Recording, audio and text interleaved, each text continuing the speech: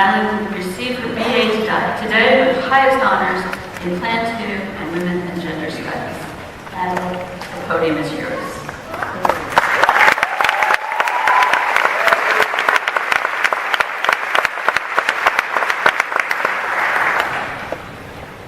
Hi everyone. Before I start, I want to thank all of the individuals who were charged with the task of getting us from freshman orientation to graduation.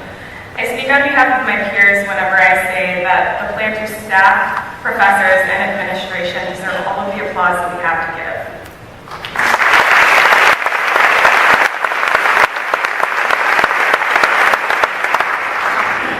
So my name is Natalie, and I've been a Plan II student for the past 4 years.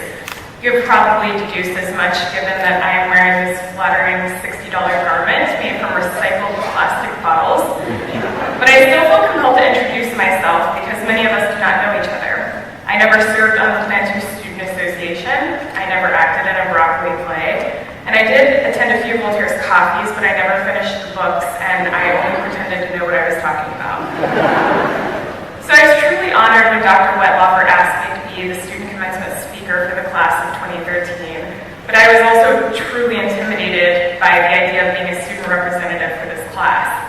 I tried my best to sift through all of the memories I had of my undergraduate career so that I could coherently describe what Plan II meant for me and maybe leave you with some very wise commencement-y words like "this is water" or "stay hungry, stay foolish."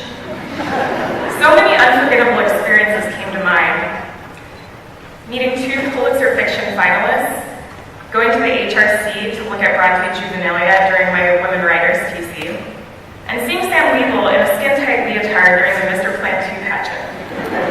Truly unforgettable.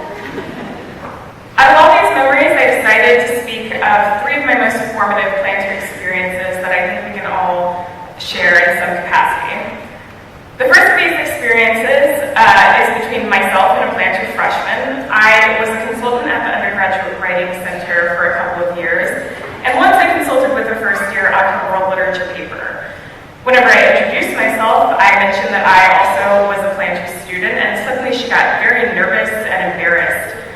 She, like many of us, had made the first B of her life in her freshman world literature class on a writing assignment, and so naturally, she was questioning everything she knew about herself and her intelligence and her future. She was terrified that making a B meant that she wasn't cut out for the program. She, like many of us, had probably been told her entire life that she was mega special and much smarter than everyone else. This gave us an indication that sometimes she would have to start a bit unprepared and work harder to excel. I reassured her that seeking improvement will only make her a better Plan II student.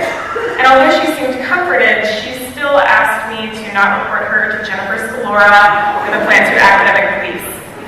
I promised her I wouldn't tell anyone. Oops. The second formative Plan II experience took place over the spring semester of my junior year when I enrolled in Plan II physics. I know that some of you are not victims of this course, so I would like to clarify. Plan II physics is the academic equivalent of teaching a child how to swim by throwing that child into the deep end of a pool. But the child is actually 60 children, and the children are blindfolded, and the pool is filled with barracudas. Surrounding the pool are other children who have somehow swam to safety, and they're bleeding profusely, but smiling and saying, "Don't worry, you'll be fine." Until you are in a barracuda aquarium facing imminent demise, you don't know how unprepared and helpless you really are on your own. But as Dr. Gleason tells us all on the first day of class, we're not supposed to do it on our own. We find peers who understand that it's okay to cry in the shower over physics homework. We teach each other how to think differently because our normal methods of problem solving don't necessarily apply to every question. And by the end of the ordeal, we can show off some pretty impressive battle scars to each other. The last experience that I will share took place only a few days ago. I picked up my bound thesis from Jen's copies. I biked to the Plan II office. I gave my copy to a student receptionist who dropped it into a cardboard box on the floor. And then I just stood around a bit, awkwardly, waiting to feel some feelings, a sense of completion maybe, or some bittersweet joy. Nothing happened. I went home and started to make a list of things that I might want to do with my life. some fairly viable career options: columnist, nonfiction essay writer, ghostwriter of memoirs. The list turned into possible alternatives in case that first bit didn't quite work out. Bagel baker, kombucha brewer, forearm tattoo artist. Eventually I just ended up writing things that I needed to do that week. Laundry, start watching Game of Thrones. I know a few of you can relate to this feeling of aimlessness. For a year, most of the open real estate in my mind and in my schedule was dedicated to one mammoth project, and then suddenly it was over.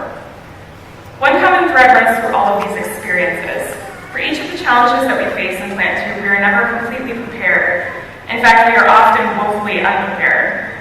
But if there's anything that Plan II has prepared us for, it is being unprepared. This program is an academic obstacle course designed to repeatedly throw each and every one of us off our games. No one was prepared to learn physics from a genius in a Texas flag chart who regularly refers to particles as whoozits and torpies. No one was prepared to plan, research, draft, revise, and edit a paper that was 2 or 3 times longer than any assignment we had ever had before.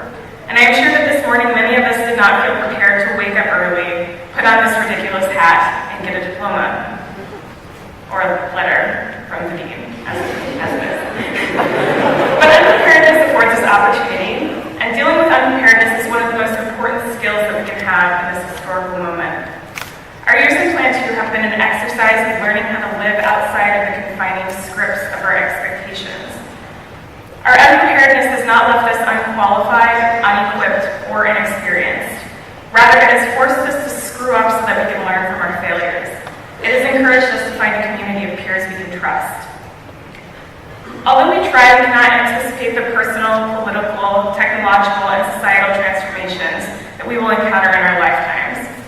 Since we started college in 2009, women have surpassed men in the number of advanced and bachelor's degrees earned.